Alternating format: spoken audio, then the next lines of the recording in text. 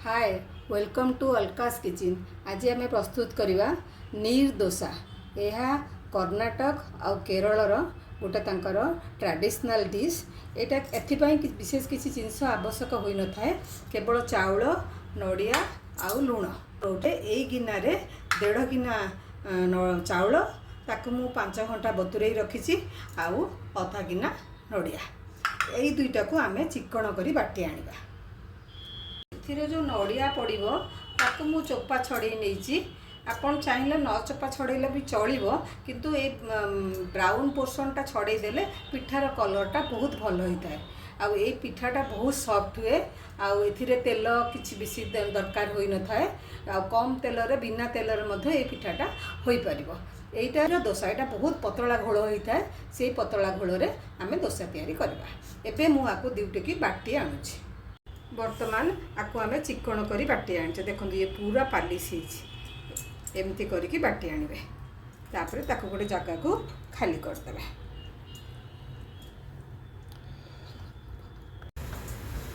वर्तमान तावा गरम होला परे आम टे पानी छेचिबा।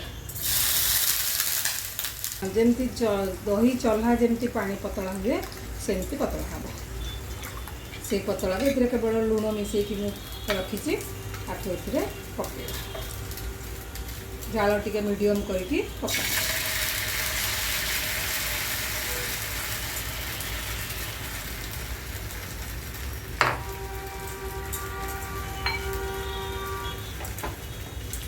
एते हाथ में बुले देले से जोड़ जोड़ जाली थी सब कवर हो। सिम रे 2 ରୁ 3 मिनिट हम। तापर टिके एटा एमती ट्रांसपेरेंट हो गले एथे टिके तेल दिया हम। टिके सुखी ट्रांसपेरेंट हो आसलानी से 1 मिनिट भीतर हो। तेल टिके दिया। वर्तमान यहाँ संपूर्ण भाव में हो जाए। आपको एमती 4टा फोल्ड कर। वर्तमान नीर डोसा संपूर्ण भाव प्रस्तुत हो जाइए। यह बहुत नरम और स्वादिष्ट होता है।